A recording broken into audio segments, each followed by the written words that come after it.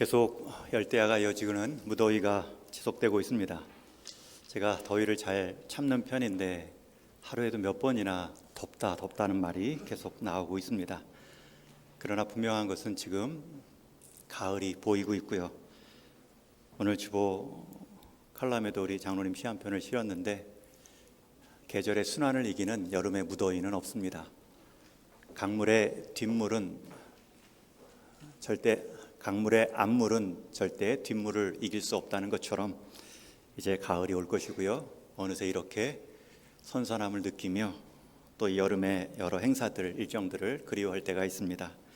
더운 무더위에도 함께 예배의 자리 대면으로 지켜주시고 또 부득이하게 코로나가 확산되고 있는 상황에서 온라인으로라도 예배 참여하시는 우리 동일의 모든 속한 우리 자녀들을 주님의 이름으로 축복하고 건강하게 여름 나시기를 축원합니다.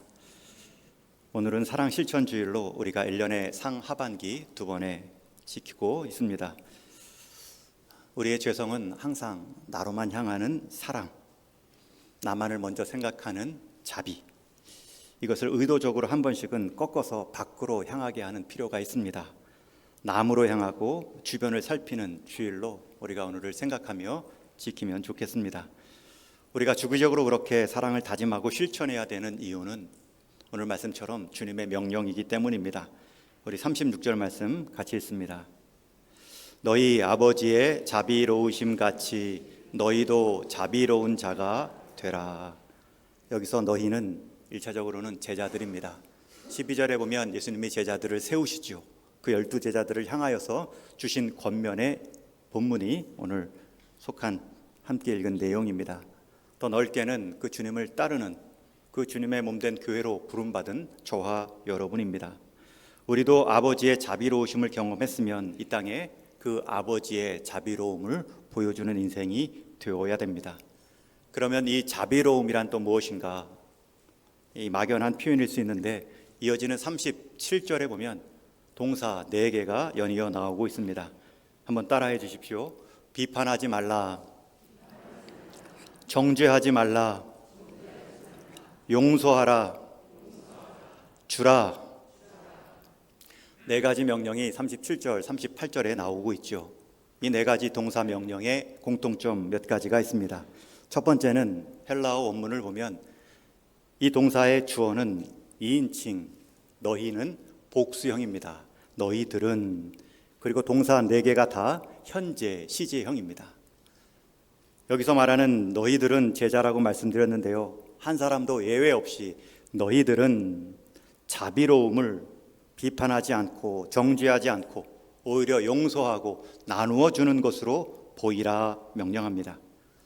또 현재형 시제라는 말은 지금 행하라는 것과 함께 반복적으로 지속적으로 행해야 될 명령임을 의미하죠.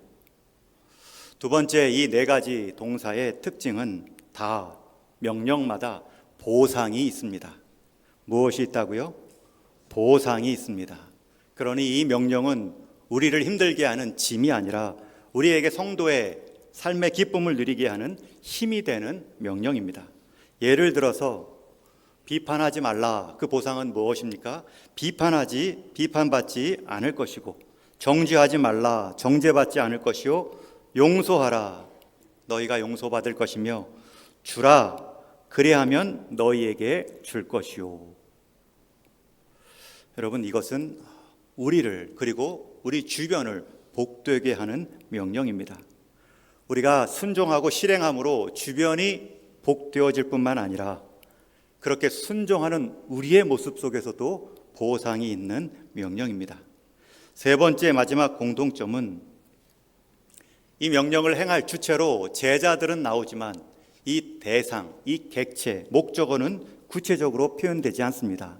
누구를 향해 비판하지 말고 정죄하지 말고 누구를 용서하고 누구에게 주라, 여기에 해당하는 누구가 구체적으로 표현되지 않습니다. 여러분, 대상이 구체적으로 표현되지 않았다는 말은 모든 사람이 그 대상이 될 수 있다는 뜻입니다.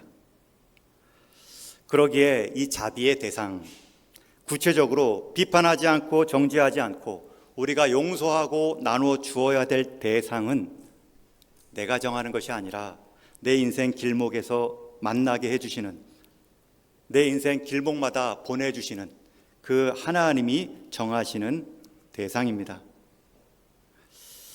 우리가 이 네 가지 동사를 구체적으로 실행할 때 주의할 점도 있습니다. 예수님은 먼저 비판하지 말라라고 말씀하셨지 꾸짖지 말라라는 뜻은 아닙니다. 여기서 비판하지 말라는 것은 윤리적으로 꾸짖지 말라는 뜻이 아니라 하나님께서 인간을 심판하듯 사람이 사람을 향해 최종적으로 정죄하듯 비판하지 말라는 뜻입니다. 예수님은 불의한 것에 대해 이중적인 윤리 문제에 대해 바리새인들을 외식한다 꾸짖으신 적이 있습니다. 갈라디아서 2장에 보면 사도 바울도 외식했던 사도 베드로를 강하게 꾸짖죠. 사람 눈을 의식해서 하나님의 말씀을 곡해한 사도 베드로를 꾸짖습니다. 꾸짖지 말라는 뜻이 아니라 하나님이 되어 하나님의 자리에서 함부로 판단하지 말라는 뜻입니다. 그러니 부득이하게 우리는 판단하고 있는가 두려워해야 됩니다. 심지어 불의한 모습을 꾸짖으면서도 나는 그 불의함에 오염되어 있지는 않는가 살피는 모습도 필요합니다.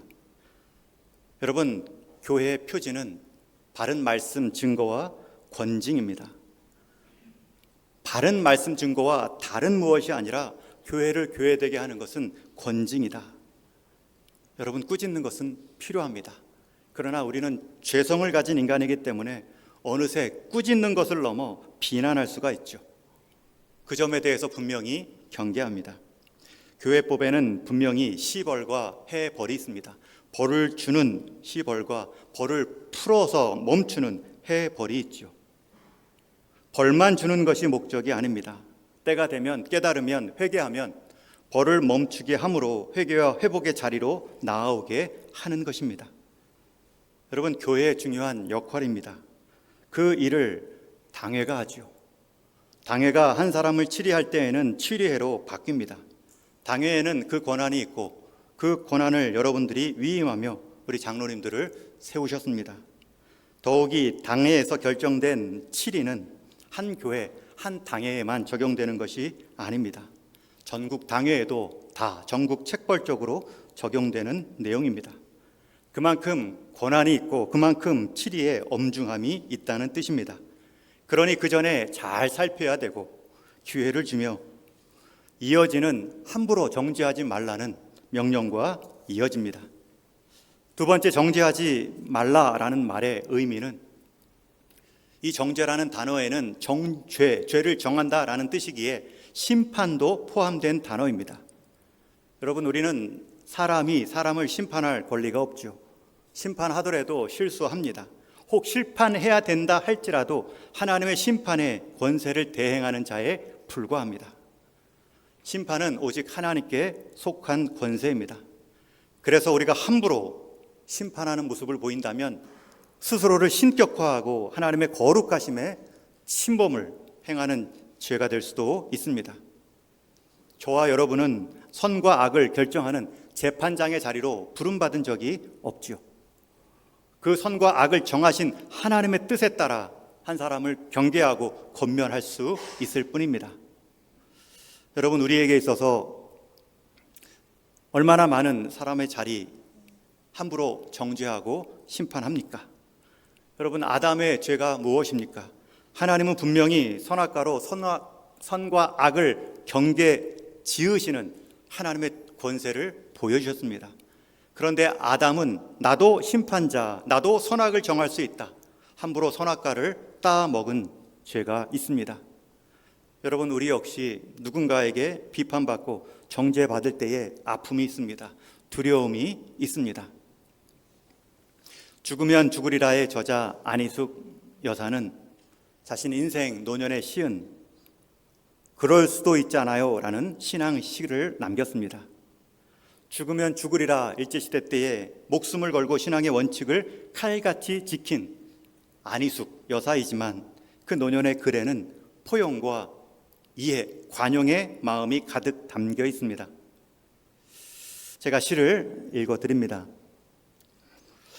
노래를 못하고 음성이 나쁘다고 흉보지 마세요. 그렇게 태어났으니 그럴 수도 있잖아요. 게으르고 더럽다고 멸시하지 마세요. 신경 상태가 늘어져서 감각이 예민하지 못하니 그럴 수도 있잖아요. 눈치 없고 염치 없다고 시비하지 마세요. 다 나름대로 생각이 있을 테니까 그럴 수도 있잖아요. 우리 이해하기로 해요. 내가 나를 싸매고 가리고 변호하듯 그럴 수도 있다는 생각을 밥 먹듯 하기로 해요. 이 마음을 우리가 먼저 가질 때 우리가 함부로 비판하거나 정죄의 죄를 범하지 않을 수 있습니다. 예수님은 또 이어 용서하라 말씀하실 때 이 용서하라 아펠레오라는 히브리 헬라어는 자유롭게 하여 가게 하다라는 뜻을 갖고 있습니다. 여러분, 정죄하지 않고 비판하지 않는 이유가 무엇입니까? 용서함으로 자유함을 누리게 하기 위함입니다. 사람을 바꾸는 것은 비판이나 정죄가 아니라 용서와 관용입니다. 두려움 속에 일시적으로 죄를 멈추게 할 수 있는 것이 정죄의 능력이라면 자유함 속에 아예 죄를 끊어버리게 할 수 있는 것이 바로 용서의 능력입니다. 하나님은 우리를 정죄하시기도 했지만 하나님은 우리를 끝내 용서하셨습니다. 그것도 하나님은 우리를 정죄하실 때 그 정죄의 화살을 우리에게로 향하지 않고 아들을 보내시어 아들 예수 그리스도께 다 책임을 물으시고 우리에게는 용서하시며 무죄 선고를 해 주셨습니다. 그렇기 때문에 우리가 용서받은 자임을 확신할 때에 우리는 누군가를 용서할 수 있습니다. 이 주님의 용서하라는 명령은 이 하나님의 용서의 사랑에서 근거합니다. 하나님께서 우리를 그리스도 안에서 확실히 용서해 주셨기 때문에 우리도 다른 사람들의 연약함을 받고 용서하는 것입니다. 그럴 때 그 사람은 자유함을 경험합니다. 그 사람은 자라남을 경험할 수 있습니다. 두려움 가운데 하지 않으면 욕을 먹으니 멈추는 것이 아니라 이런 나를 받아줌에도, 이런 나를 용서하여 줌에도 나 같은 존재에 새로운 기회를 주었구나. 참된 자유와 변화를 경험할 수 있습니다. 또한 예수님은 마지막 주라, 자비의 네 번째 동사로 명령하십니다. 주라라는 단어는 빈 곳을 채우고 필요를 돌보라는 뜻을 갖고 있습니다. 이 네 개의 명령 중에 마지막에 나오는 동사 명령이 주라입니다. 여러분, 왜 마지막에 나왔을까요? 주라, 나누어 주라, 필요를 물건으로 채우라. 그 이전에 비판하지 말고 정죄하지 말고 용서한 후에 주는 것입니다. 관계가 먼저이고 물질은 뒤에 따라오는 후순위입니다. 따뜻한 말과 마음이 먼저이고 거기서 우러나오는 나눔이 복됩니다. 여러분, 앞에 비판하고 정죄하고 용서하지 않은 채도 줄 수 있습니다. 그러한 줌은 상대도 받을 때 부끄럽고 내가 주면서도 유익되지 않을 수 있습니다. 그 이전에 비판하지 않고 정죄하지 않고 용서한 후에 주는 것입니다. 우리가 사랑실천주의를 맞으며 네 번째 주라, 이것을 순종하고 배우며 훈련하고 있습니다. 여러분, 우리는 받는 데 익숙하고 받는 데 즐겁지 주는 데 익숙하지 않고 주는 데 기뻐한 마음이 없을 수 있습니다. 그러나 여러분, 주는 것이 복되도다. 사도행전에 나온 유일한 예수님의 말씀이 주는 것이 받는 것보다 복되도다라는 표현처럼 오늘 말씀 네 번째, 다 네 개의 동사 다 보상이 있는데 주라는 이 단어 동사의 보상이 가장 풍성하게 설명되어 있습니다. 여러분, 주라 뒤에 나오는 표현이 무엇입니까? 그리하면 너희에게도 줄 것이요 곧 후히되어 누르고 흔들어 넘치도록 너희에게 안겨주리라. 주라 그러면 너희가 받으리라, 그렇게 끝낼 수도 있는데 이 주라 이후의 행동의 보상은 풍성합니다. 흔들어 가득 채우고 고봉으로 더 쌓아 구체적으로 안겨준다, 경험케 해주겠다, 약속해 주십니다. 여러분, 이 약속, 주님이 명하신 이 약속, 우리 인생의 짐이 아니라 힘이 되심을 믿고 순종할 때에 경험하셔야 됩니다. 없는데 무엇을 줍니까? 여러분, 우리는 물질만 주는 것이 아닙니다. 내 시간을 줄 수 있고 내 마음을 줄 수 있고 내 귀를 주어 상한 마음의 이야기를 많이 들어줄 수도 있습니다. 여러분, 주는 것은 물질 이전에 비판하지 않는 마음, 정죄하지 않는 마음, 용서하는 마음을 먼저 줄 수 있습니다. 그리고 나서 물질을 나누면 그 물질의 양은 중요한 것이 아닙니다. 여러분, 경조사 때에 우리가 부조라고 해서 상부상조합니다. 그러나 물질을 이전에 마음을 주는 것입니다. 기도해 주는 것입니다. 기쁨의 자리에 함께 기뻐해 주고 슬픔의 자리에 함께 마음을 나누는 것이죠. 여러분, 누가 경조 액수를 보고 상대를 평가할까요? 제가 신학대학원 시절 많은 주변 같은 반 전도사님들이 일찍 결혼들을 하셨습니다. 가난한 신학생 시절이라 제가 축의금을 못 줄 때에는 축의책으로, 한 권의 책으로 대신한 적도 많습니다. 마음을 주는 것이죠. 상부상조하는 것인데, 다 결혼하고 나면 나 결혼할 때는 누가 오나? 실제로 온 친구는 딱 한 사람뿐입니다. 그러나 그것 보고 주는 게 아니죠. 사람에게 한 번 주었을 뿐인데 하나님이 기억하시고 오늘 채우시고 흔들어 가득 지워주시는 분은 하나님의 행위입니다. 여러분, 이런 계산적인 행동이 있다면 주는 물질도 부끄러울 수 있습니다. 마음이 먼저입니다. 이렇게 계산적이라면 주는 행위에 있어서, 대상에 있어서 가려지지가 않습니다. 가끔 선교사님들이 연결되고 선교 편지를 받을 때가 있습니다. 물론 잘 편지 읽고 그 마음을 헤아려 드려야 되지요. 그런데 또 한편으로는 이분 다시 볼 일도 없을 텐데, 구체적으로 연관된 분도 아니고 2다리 3다리 건너서 알게 되었는데, 이런 생각이 되면 제 생각도 후퇴합니다. 그럴 때마다 이 말씀이 기억나죠.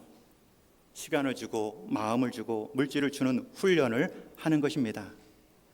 요셉의 생애를 설교할 때 제가 잠시 말씀드렸죠. 제가 먼저 한국에 나온 이유는 이제 곧 나올 분들을 돌보기 위함이다. 그런 마음의 부담을 주셨습니다. 그래서 제 인생 요셉의 창고구나, 스스로 1인 선교회라 부르며 돌보는 사역을 기쁨으로 감당하고 있습니다.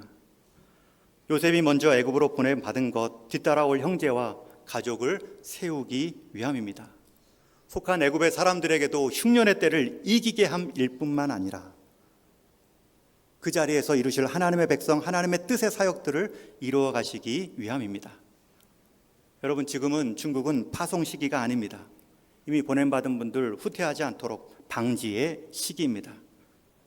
재배치하고 재활력을 얻게 하고 재헌신을 갖게 하는 것 필요합니다. 제가 선교지에서 목회로 전환했을 때 선교지뿐만 아니라 주변 협력교회에서도 파송에 대한 얘기를 많이 들었죠. 제자리로 파송하십시오. 파송하십시오. 그때 제 결심은 분명했습니다. 파송은 하되 한국 선교사는 아니다. 중국에 있는 중국 사역자를, 그것도 소수민족 사역을 할 중국 지도자들을 파송하면 좋겠다. 그렇게 찾아다녔지만 아직 적당한 분들을 보지 못했죠. 여러분, 만약에 파송을 했다면 지금 어려운 시대에 또 어려운 형편들을 경험했을 뿐입니다. 오히려 보내신 분들 그 수많은 경험과 그 수많은 쌓아놓은 언어 실력과 그런 것들을 그 자리에서 계속 감당할 수 있도록 길을 열어주고 격려를 이어가는 것이 마음을 나눠주는 시작이 되겠죠. 그런 마음으로 살아가면 창고는 비지 않습니다. 그것을 기계적으로 하는 것이 아니라 헤아리는 마음으로, 내가 받은 자비하심으로 하나님의 자비를 보여주는 태도로 감당할 때 그 창고는 비지 않습니다. 그래서 오늘 말씀 마지막 구절에서는 그 헤아림을 강조합니다. 여러분, 오늘 본문 3절의 내용 구조를 보십시오. 36절에서는 하나님의 자비하심을 말하고 그 자비하심을 보이는 너희 행동 4가지를 37절에서 말한 다음에 38절 마지막은 다시 헤아림으로 끝이 나고 있습니다. 자비와 헤아림 사이에 우리의 행동 4가지가 있다는 것이죠. 이 말은 그 4가지 행동은 시작도 자비, 끝도 헤아림이라는 것입니다. 자비와 헤아림이 없이 행동한다면 우리의 의만 드러나고 행하면 행할수록 상대방은 피곤할 뿐입니다. 여러분, 이 네 가지 행위를 묶어내는 단어가 헤아리다라는 단어입니다. 헤아림이란 단어는 원어적으로 측량하여 살피다라는 뜻을 갖고 있습니다. 여러분, 우리는 다 헤아림이 필요한 존재입니다. 여러분, 하나님께서 우리를 얼마나 섬세하게 헤아려 주십니까? 여러분 인생은 얼마나 많은 것들을 지금도 헤아리고 있습니까? 예배 시간에도 예배 끝나고 나면 무엇을 해야 될지 시간의 헤아림을 경험하고, 이번 한 주간 어떻게 일터를 갖고 와야 될지 재정의 헤아림을 생각하는 분들도 계시고, 내 주변의 사람들과의 관계의 헤아림도 염려하는 분들이 있죠. 헤아림은 중요한 행위입니다. 미련한 사람은 헤아리지 않습니다. 되는 대로, 마음 내키는 대로 무책임하게 살고 무책임하게 합리화할 뿐입니다. 여러분, 우리의 헤아림의 대상은 많습니다. 시간일 수도 있고 재정일 수도 있고 사업일 수도 있습니다. 그러나 그 이전에 관계의 헤아림입니다. 왜냐하면 우리 사람은, 몸은 밥은 먹고 살지만 우리 사람의 영혼은 관계의 헤아림을 먹고 살 수 있기 때문입니다. 우리가 누군가에게 사랑과 선대를 할 때, 또 누군가의 사랑과 선대를 받을 때 우리 영혼은 자라남을 경험합니다. 여러분, 이 헤아림의 대상이 또 누구입니까? 오늘 말씀해 보면 35절에 원수까지 사랑하라, 그 헤아림의 대상을 이렇게 표현합니다. 우리 35절 말씀 같이 읽습니다. 시작. 오직 너희는 원수를 사랑하고 선대하며 아무것도 바라지 말고 꾸어주라. 그리하면 너희에게 상이 클 것이요. 아까 네 번의 명령 앞에, 동사 앞에 대상이 없기에 누구나 대상이 될 수 있다. 그래서 그 대상은 우리가 정해진 것이 아니라 하나님이 보내신 그 사람을 정죄하지 않고 비판하지 않고 용서하며 나누는 것이다. 그러나 예수님은 그 대상을 넓힙니다. 원수까지, 원수를 사랑하고 선대하라. 여러분, 원수까지 사랑하며 선대하는 것은 우리에게 짐을 주는 것이 아닙니다. 그만큼 보상으로 우리에게 힘을 주는 것입니다. 아무것도 바라지 말고 꾸어주라. 그리하면 너희 상이 클 것이요. 여러분, 여기서 말하는 상의 의미가 무엇입니까? 두 가지입니다. 첫 번째는 실제 상입니다. 반드시 상이 있습니다. 하나님 말씀 지킬 때에 그 말씀의 유익이 현세에서도 경험하지만 내세에서도 하나님은 상급을 주십니다. 하나님의 말씀은 한 알도 떨어져 흘러가는 법이 없기 때문에 반드시 결실합니다. 우리 인생 때 결실할 수도 있고 우리 주변과 우리 다음 세대에 결실할 수도 있습니다. 그러나 이 땅에 결실을 못 본다 할지라도 하나님은 잊지 않으십니다. 반드시 너희에게 상을 줄 것이다. 그것도 큰 상을 약속하고 있습니다. 여러분, 상을 주는데 큰 상이라는 의미가 또 뭘까요? 대개 상이라는 것은 내 기대치, 내가 가질 수 있는 예상보다 큰 것입니다. 초등학교 어린 시절, 유치부 시절에는 그림책 하나 받아도 큰 상입니다. 스케치북 하나 받아도 큰 상입니다. 그러나 나이가 들어 초등부 고학년이 되면 스케치북, 색연필은 별 의미가 없습니다. 그때는 게임기죠. 초중고생 때에는 장학금이 될 수 있습니다. 군인에게는 휴가요, 직장인에게는 승진이 상이라 말할 수 있습니다. 여기서 상의 의미는 내가 생각할 수 있는 것 이상입니다. 그래야 상이죠. 그냥 얻을 수 있는 것, 시간만 지나면 갖게 되는 것은 상이 아닙니다. 소망했지만 소망 이상의 것. 여러분, 그것이 우리가 헤아릴 때에 하나님이 우리에게 예비하신 상의 내용입니다. 분명히 여러분들이 생각한 것보다 큰 상, 기대치 이상의 무엇이 있습니다. 그것을 내가 이 땅에서 누릴 수도 있고요, 하나님 앞에서도 경험할 수 있죠. 또 한 가지 상의 의미가 있습니다. 오늘 이어지는 35절 하반절에 보면 이렇게 말씀합니다. 또 지극히 높으신 이의 아들이 되리니 그는 은혜를 모르는 자와 악한 자에게도 인자하시니라. 여러분, 우리가 원수를 사랑하고 선대하면 상이 클 뿐만 아니라 지극히 높으신 이의 아들이 되리니. 여러분, 이 아들 된다는 표현, 맏아들 대신 예수님 닮을 수 있다는 뜻이겠죠. 여러분, 우리가 헤아릴 때에 받는 보상도 있지만 헤아릴 때에 가장 더 큰 상급이 있습니다. 주님 닮는 것입니다. 다니엘 기도회라고 많은 교회에서 오륜교에서 진행하는 21일간의 동영상을 보며 기도하고 찬양하는 시간이 있습니다. 대개는 그때는 강해가 아니라 간증자가 나와서 삶의 고백들을 하고 자기가 경험한 하나님의 은혜를 나눕니다. 그 중에 한 분이 김희아 집사님으로 자기 삶의 간증을 나누며 들은 적이 있습니다. 그분은 태어날 때부터 얼굴에 큰 붉은 반점이 있어서 부모님이 그 하나만을 가지고 버리고 고아원에서 자라게 합니다.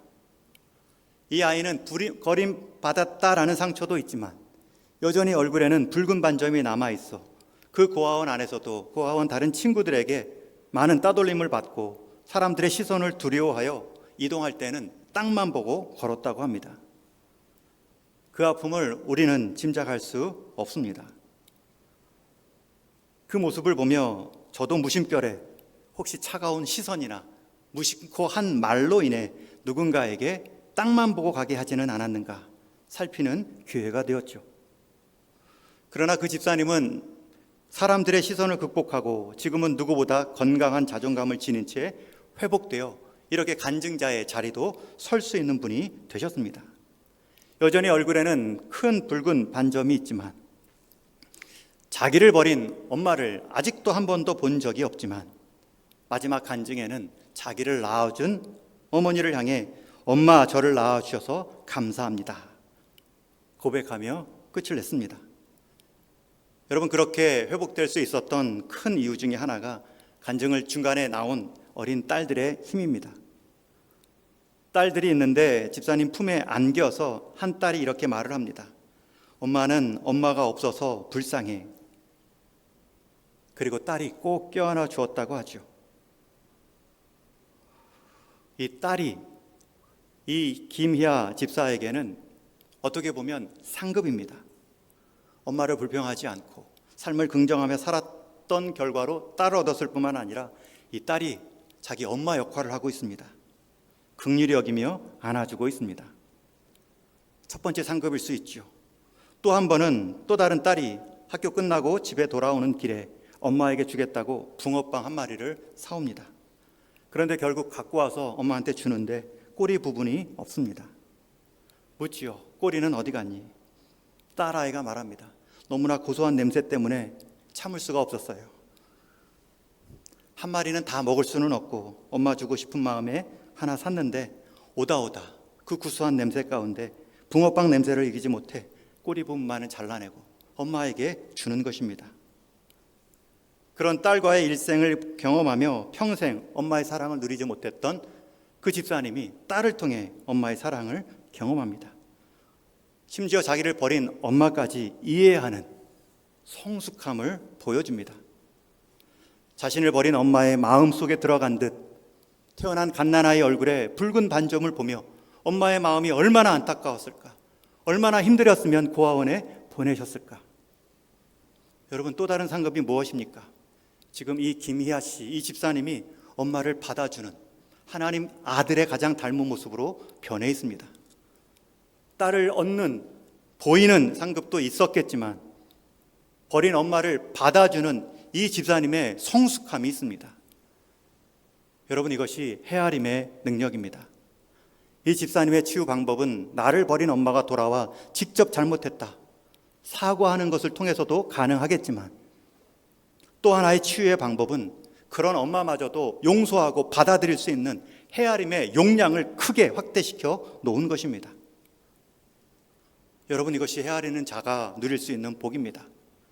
여러분이 누군가를 헤아린다면 왜 저렇게 했을까? 왜 저렇게 연약한 모습일까? 쉽게 정죄하고 판단하기 전에 용서하는 마음으로 내 마음을 나누고 시간을 나누고 내 귀를 나누며 경청하고 헤아려 준다면 그 복은 보이는 회복, 딸을 얻듯 보이는 물질의 회복일 뿐만 아니라 여러분, 내가 자라나는 가장 큰 회복이 있습니다. 오늘 말씀을 묵상하며 다윗 시편 23편의 한 고백이 새롭게 묵상되어졌습니다. 다윗 시편 23편에 보면 이런 구절이 나오죠. 원수의 목전에서 내게 상을 차려주시고. 처음 이 표현의 의미를 저는 하나님께서 원수의 목전에서 내게 보란듯이 승리의 상, 잔치의 상을 차려주실 것이다.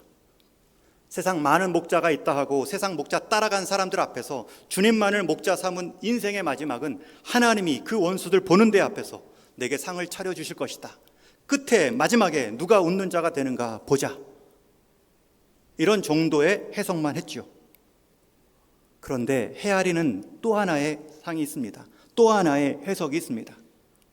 내가 풍성한 상 앞에 앉아 풍성한 상 제외된 그 사람을 내려다보는 모습이 아니라 내가 헤아리는 자가 되어 내가 풍성하게 헤아림으로 심지어 그 원수들마저 내 상 앞자리에 초대하는 모습, 원수와도 풍성한 상을 함께 나눌 수 있는 내가 자란 확대된 헤아림의 사람으로 나를 성장케 하는 것이 우리 하나님의 진정한 목자 되심의 목적이겠구나. 여러분, 오늘 마지막 38절에서 너희에게 줄 것이니 후히 준다고 말씀합니다. 여러분, 후히 주는 것이 중요합니다. 주는 대로 그대로 보상받는 것, 인간적, 이 세상적 법입니다. 그러나 또 한편 후히 주시는 하나님의 복이 있습니다. 예상하지도 상상하지도 못한 우리의 자라남의 복입니다. 흔들어 넘치도록 우리에게 안겨주시는 주님 닮아가는 기쁨이 있습니다. 이제는 말씀을 맺습니다. 이전에는 구제주일로 불렀다가 지금은 사랑실천주일로 이름을 바꾸어 부르고 있습니다.